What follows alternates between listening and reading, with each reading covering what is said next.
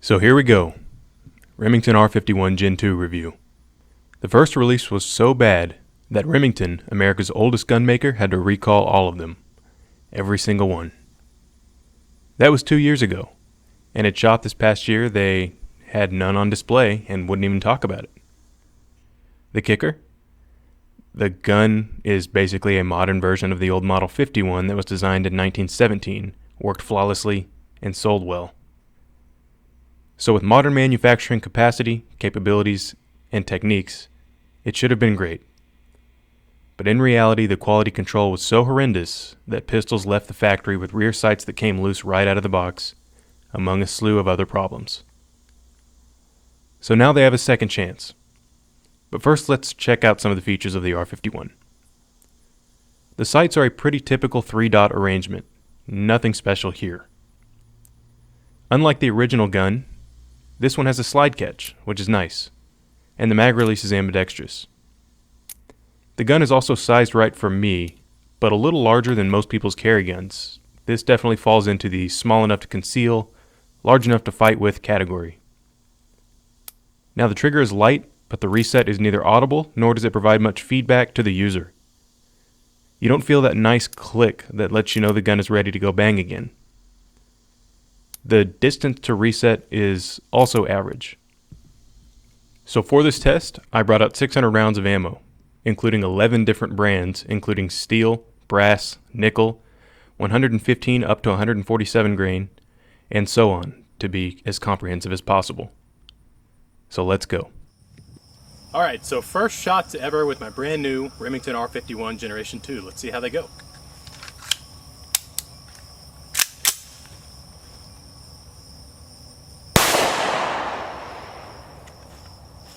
Not looking good after the first shot. Alright, so basically what happened is the round seemed to nosedive in the magazine and didn't get picked up, but let's go ahead and try again.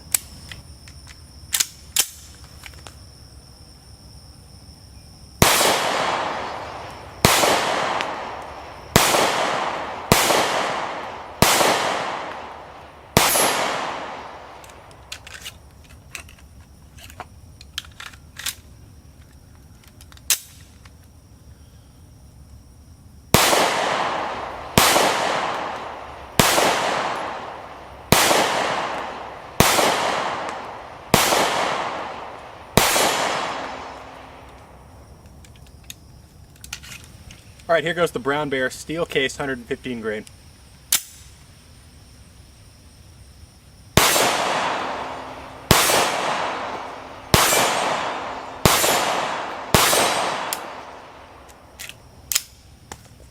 Little misfire there.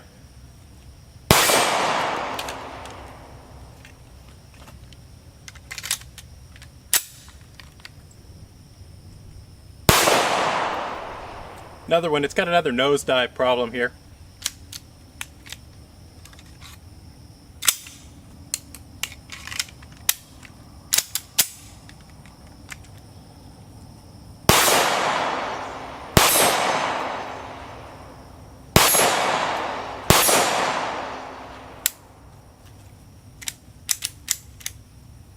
And it's pretty locked up right now.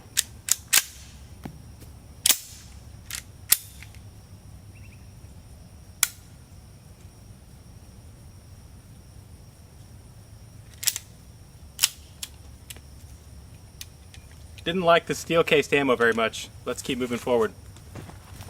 Alright, here goes 2013 production 124 grain Winchester NATO stamped stuff, which is really, really good ammo.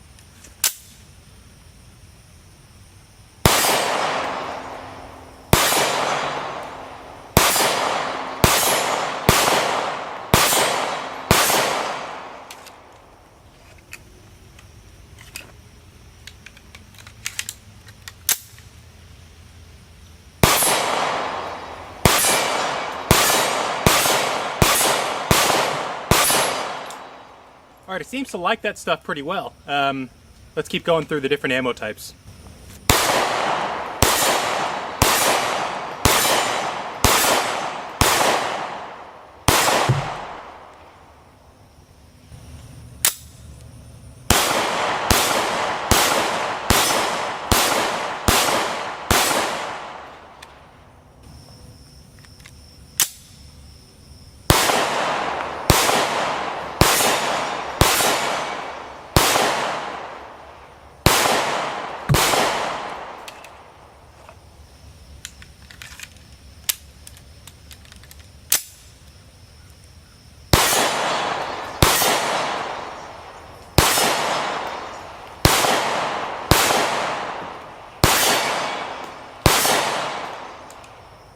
Alright, so failure rate so far with the 124 grain stuff has been 0. It's actually worked fantastically. Hopefully it's kind of getting broken in and it'll work great with the 115 grain. I'm still a little less than optimistic because of what happened at first, but let's keep going. Okay, now we're on to the MagTech 115 grain plus P hollow points. Let's see how it handles those.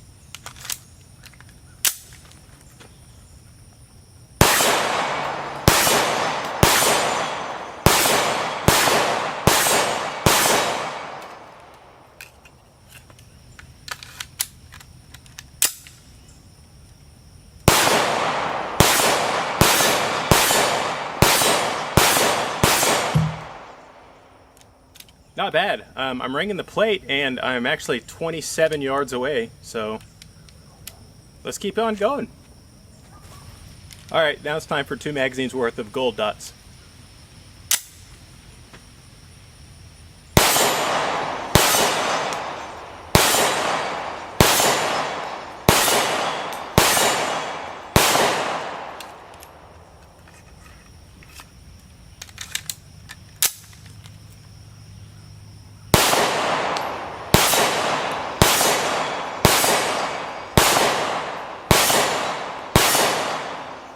You know, it just seems like this thing likes hot ammo. With the 124 grain stuff and the plus P stuff, it's running great. But if by the end of the day it's not running 115 grain range ammo perfectly, then I'm going to be kind of disappointed, because if you can't practice with basically the cheapest ammo available, that's a big detriment to your carry gun, in my opinion. Okay, now we're back to some cheap stuff. This is 115 grain toolless steel cased.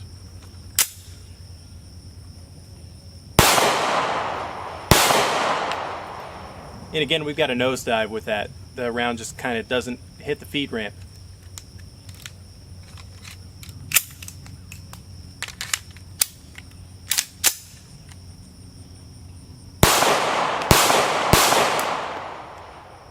Or set the primer off.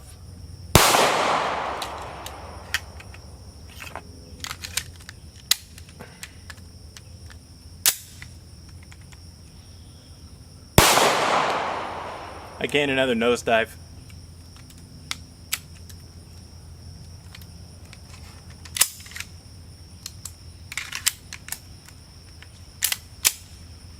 And there it just didn't chamber the round properly.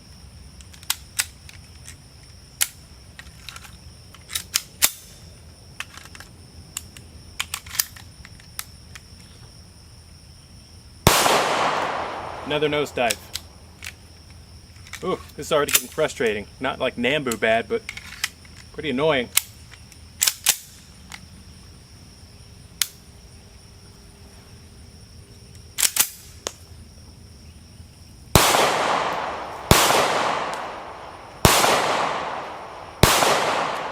You know, that toolless steel case works in every other 9mm I have, so it's really bizarre it's not running well in this.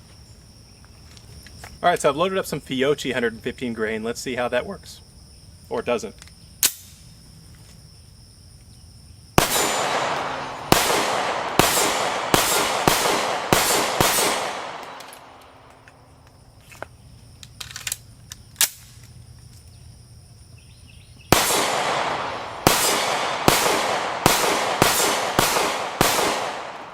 The Fiocchi runs great. Well, 2 magazines worth. Let's keep going.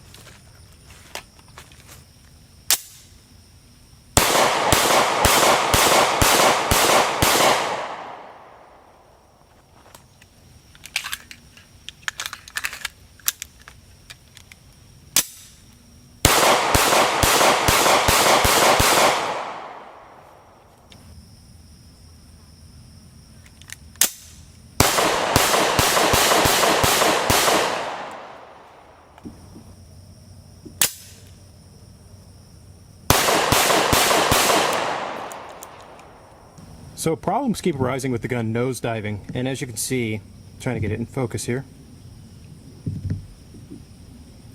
When the slide rides back over the bullet, it leaves these very weird marks. And you can see how it's not quite tilted up all the way in the magazine. And this is good quality ammunition. This is German-made M.A.N. ammunition, 124 grain stuff, so let's keep on going. You know, I've always had good luck with this 124 grain MEN German stuff in everything. It'll run in even a German MP40, which is notoriously kind of finicky. Uzis gobble it up, MP5s. All my 9mm pistols do very well with this stuff.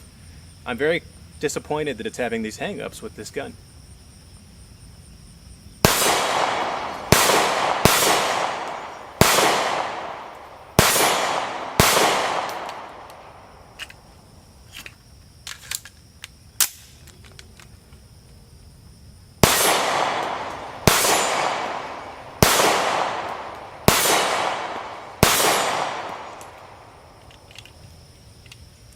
Okay, that's weird. It didn't go forward and into battery.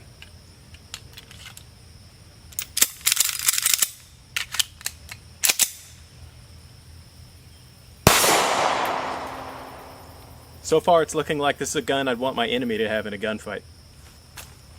I'd rather have my original. Okay, we're back to 115 grain stuff.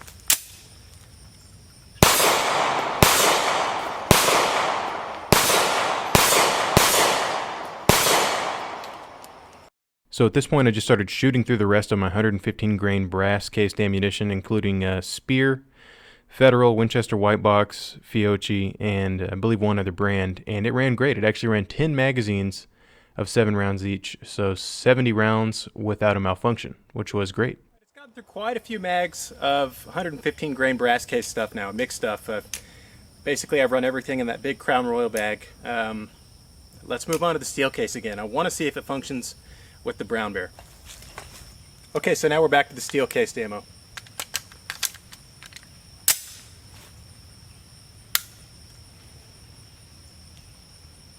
Not only did I flinch, but it didn't go off.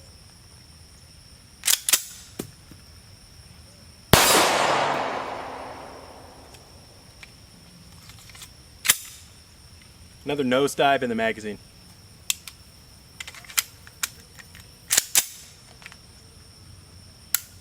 And it didn't go off.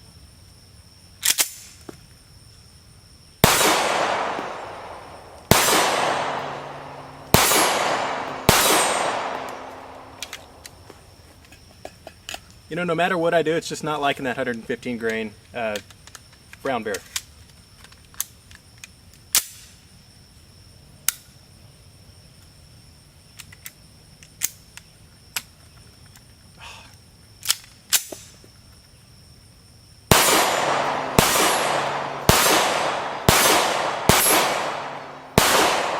You know, the failure rate with the steel case stuff is frustrating. It keeps nosediving in the magazine, and the firing pin is not igniting the round, which that's not good for a carry gun. All right, now we're back to brass.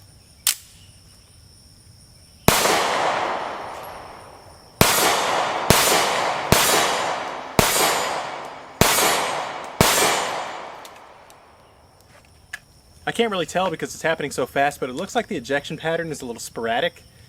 It's not really a deal breaker for me as long as it's not hitting me in the face or anything.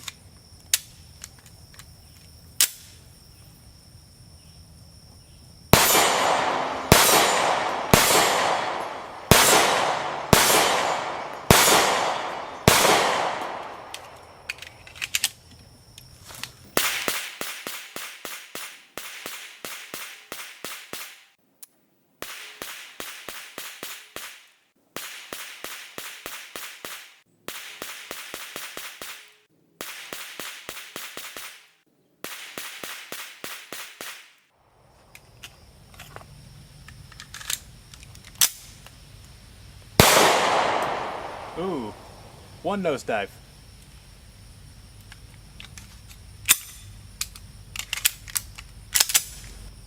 Seems like a lot of these problems are due to the magazine.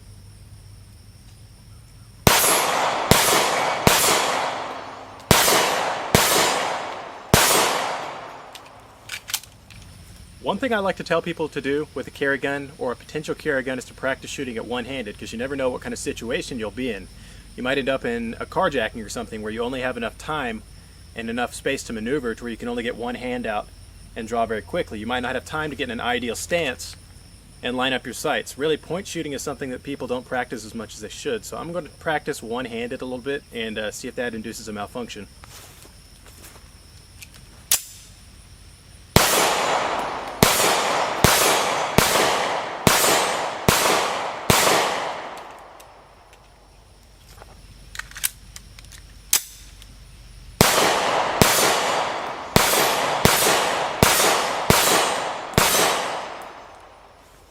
mean, it seems like as long as you're strong arming it pretty good, it doesn't matter much, but I'm going to keep doing that.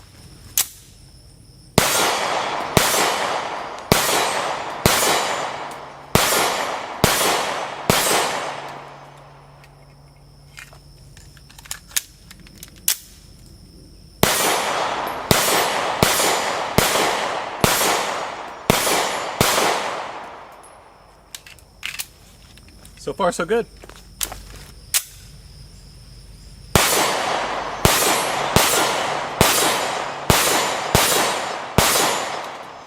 I will say, this thing is damn accurate. I'm usually not good with small handguns. That's why I don't shoot them a lot or for recreation or on TFP TV. I simply don't like them. This is just on the cusp of being a large handgun, and I like that about it.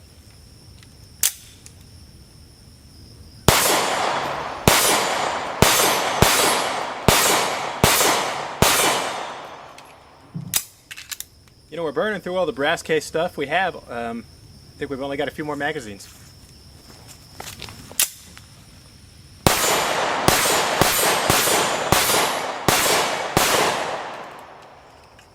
It sure likes that 124 grain plus P.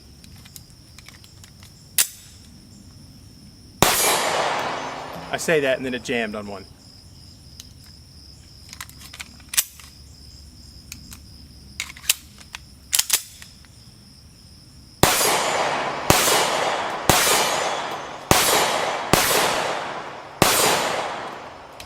All right, here's the final 6 rounds of brass case ammunition that I have.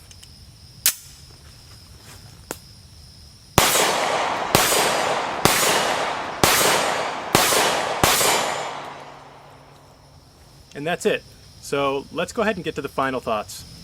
So I put quite a few rounds through the Remington R51 Generation 2 today and experienced quite a few malfunctions. Now, it did run a little bit better towards the end of the day with the brass case ammo only. It did not run steel. It did not like steel. It had trouble igniting the primers, the ammunition wouldn't go off, and it had a tendency to nosedive. I think a lot of that was from friction in the magazine. Also, we did have some nosedives with brass case as well, so it wasn't limited to just steel cased. Now, I would not carry this gun right now. It had too many malfunctions and the failure rate was too high. If you're going to trust your life to something, it needs to function very well right out of the box. Seriously, I mean, if you're at the store and you're buying a fire extinguisher and a guy says, well, this has a failure rate of 1 in 500 and this one costs the same and has a failure rate of 1 in 10,000, that's going to be a no-brainer, and that's kind of where I'm at with this gun. You can get a Glock 42 or 43 for about the same price, and in my opinion, it's a better gun. Now, it might not be as comfortable, whatever, that's a personal choice and opinion, I guess. But I wouldn't feel comfortable carrying this right now. I'd like to put another 500 rounds through it. I probably wouldn't do that on camera. I would do it and then report back. This is a very time-intensive and very expensive ordeal when I do something like this. It takes about half a day, filming, setting up, travel to the range and from, and everything like that. But it is what it is. It didn't perform as well as I'd like it to, and take the information as you will. I know a lot of you guys are just going to say, junk, it had some malfunctions in the beginning and then write it off. That's fine, whatever. A lot of you guys are going to be interested and say, well, it did start working, maybe it needs a break-in. But the fact of the matter is, guns like the Glocks these days and stuff don't need a break-in. They work right out of the box. So do a lot of other pocket pistols. This one is not like that, and that's unfortunate. Anyways, this is Alex C. with TFP TV. Big thanks to Ventura Munitions for helping us out with the cost of ammo. We hope to see y'all next time.